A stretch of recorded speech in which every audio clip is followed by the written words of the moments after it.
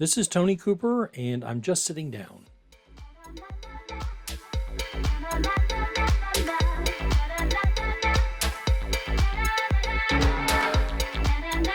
Oh, here we go. So this is a short episode about something called task paralysis. I think a lot of people misunderstand what task paralysis is. Let me just offer a disclaimer here before we go any further. And that would be that I'm not a doctor. I am not a physician. I do not study psychological disorders. I do not study mental health. And I know I've said that before. My objective in any of this is to bring awareness and perhaps help explain why certain people are the way they are. It certainly has helped me personally understand more about myself by doing more research on things that exist. Now, one of the things that I want to also involve you with is making sure that you understand that when I do research, I'm going beyond a little bit beyond what I might find on, say, a Google search or an AI search of some kind. I'm trying to go to places that would provide me with more information. Use the Mayo Clinic in one of these. The Drake Institute is another one that is very helpful with this kind of thing. And there are several others, but let's get into a little bit more about what task paralysis is. It's kind of it's a state, it's a psychological state that prevents you from starting and sometimes even finishing a task. And we're talking about any task, every task.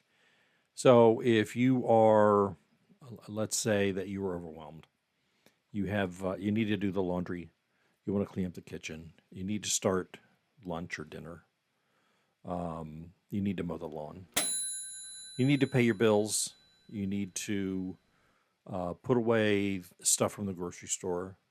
All of those are tasks, okay? Simply enough. Anything that you do on a regular basis that supports your household or supports yourself or takes care of others is a task of some kind. And all those things I listed off all apply to me today.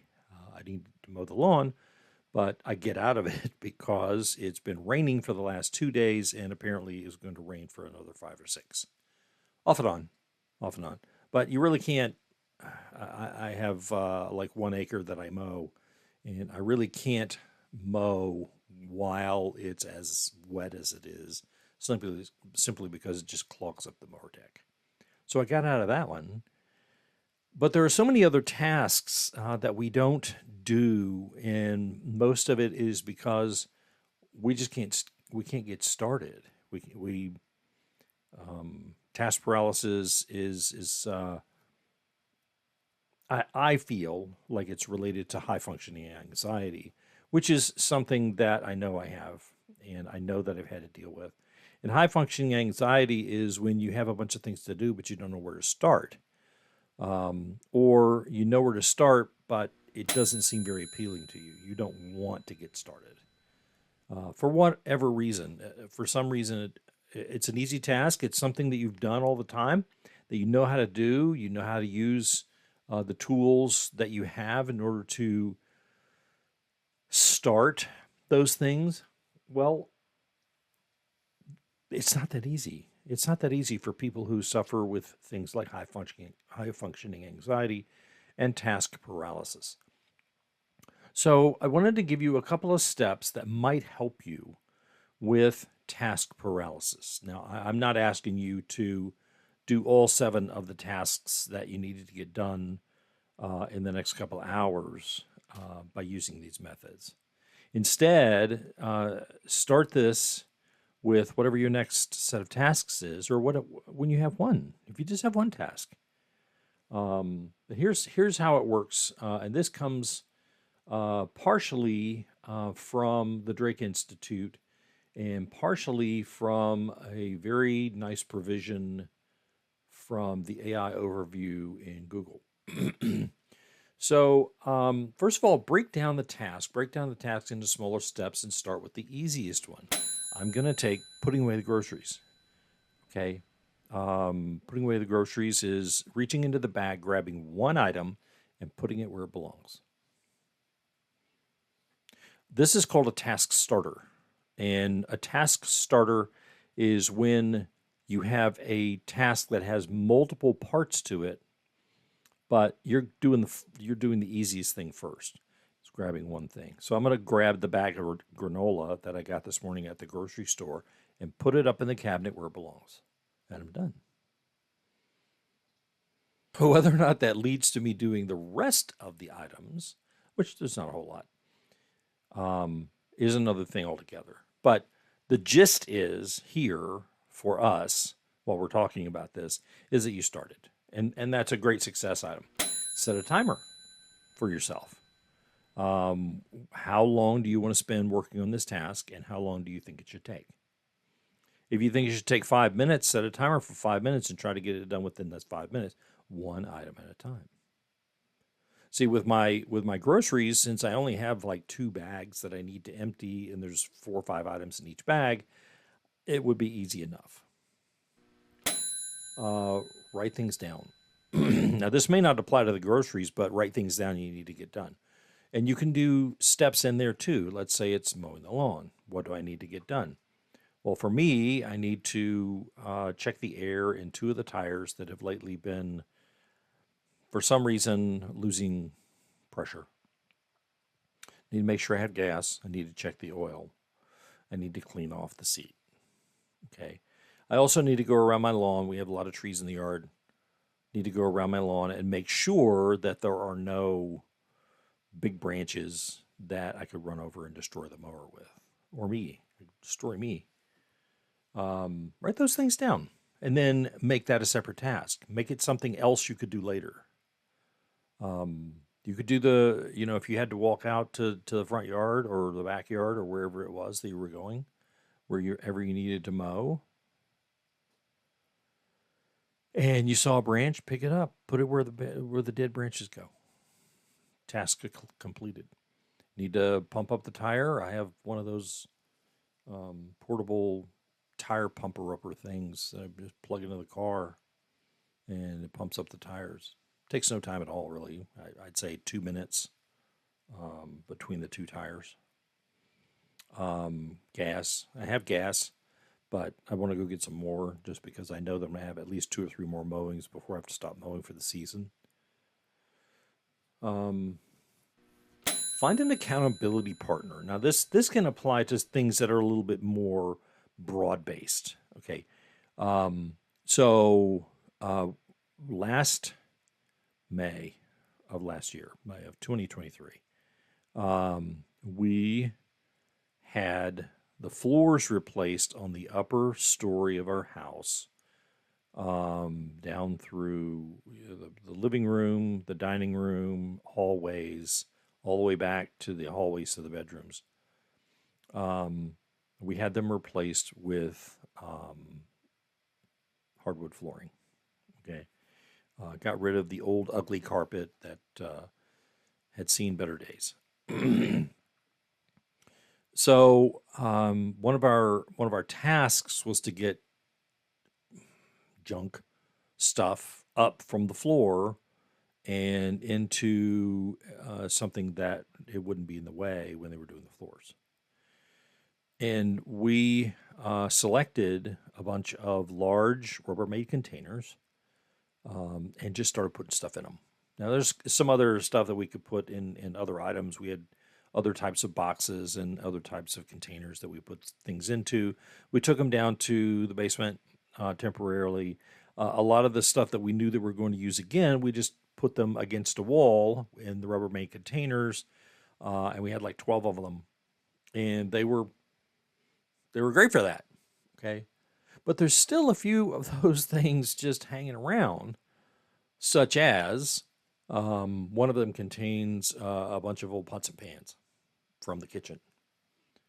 And not that the kitchen was redone, it was not.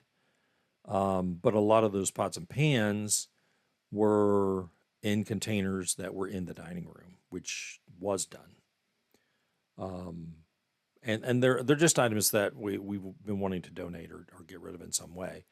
But they had to be taken out of the way simply because we didn't have time to go somewhere and download them. We didn't have any opportunity to move them out of the house. So we just worked with them in the house. So there's that. Okay, those things are there. So that needs to be something that you have an accountability partner for. My wife and I could easily take care of this task together. And somebody, she can ask me, hey, did you get any of the pans done today? And I may or may not say yes, but what I will say, what I will be truthful about is no, if I haven't, but I can go take care of one pan right now. Go grab the pan, go do what you're going to do with it. Maybe it leads to taking all the pans and taking them to wherever they need to be. We've gotten rid of a bunch of pans before by just advertising them for free, and somebody came pick them up, and they were using them to hand out to people who were starting in new homes or new domiciles. And these were people who had previously been homeless. Now they have a house, but they need pots and pans. So, and that worked out really well. So if I have an accountability partner on that, somebody who asks me on a semi-regular basis, hey, did you take care of the pans? Or did you take care of a pan?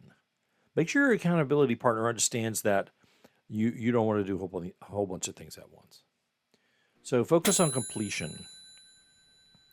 Rather than the task itself, what is involved in taking care of the task? What if you said to yourself, what happens when I'm done? What does that look like? And if it looks happy, maybe you should be doing that. So for me, let me just say for the pans again, for me, getting rid of those pans means I can use that big Rubbermaid container for other things. Things that I need to store or need to use the container to take things to be destroyed. Old paperwork, stuff like that. And you can get to that point essentially and easily by just thinking about what it's going to be like when all of that stuff is gone. Okay. The last thing is to reward yourself. When you're done with a task, reward yourself. If you're a coffee drinker like myself, get yourself a cup of coffee. If you like cookies, get yourself a cookie. If it's something like, hey, I want to go out and roll in the grass, you do you. You go roll in that grass if you want to. If that's your reward to yourself. Okay. But whatever it may be, make it a positive experience and make it simple for yourself. Okay. It doesn't have to be extensive. These are things that just help you get your tasks done, get your things completed. And I think that's probably the best way overall to move forward, move past your task paralysis. Now, it may not work for everybody, okay? Don't come at me with, hey, this didn't work. That was a really stupid idea. And it may have been a stupid idea for you, but it's not a stupid idea for everyone. I'm trying to give people who can do something maybe a new tool to accomplish that. And hopefully it does. One other thing to remember about task paralysis is it is part of what a lot of people consider ADHD, attention deficit hyperactivity disorder. And if you have attention deficit hyperactivity disorder, if you have ADD, if you have attention deficit disorder, period, task paralysis is very difficult for you. If you have hyperactivity disorder, it is very difficult for you to stay on tasks. And there's a difference. Starting a task is one thing, but staying on it is completely another. So ADHD is sort of the father of task paralysis. Hopefully, this is going to help at least one person. I urge you to do some research, to make your lists, to find an accountability partner, set a timer, make a list of the things that you're going to do, make a list of the rewards you're going to give yourself, and they don't have to be huge. A 15-minute walk, maybe that's a reward for you. For some people, it is not. Some people loathe walking. What? But generally speaking, it's important that you at least acknowledge that there is an issue and to begin working toward resolving it by using some of those steps. I've outlined them at the end of this video for those of you who are watching the video version. You can otherwise take a look on the YouTube channel, and it will be there. The YouTube channel is somewhere over here. It's up there. Jesus Christ. Pointing sideways when I'm going the other way. It's really weird. But anyway, hope this helps. If you have any feedback, I would love to hear it. I would love to understand more of what you're going through and to see if there's anything that you can do, you can offer my listeners. Meanwhile, take care of yourself. Go start that task. Peace.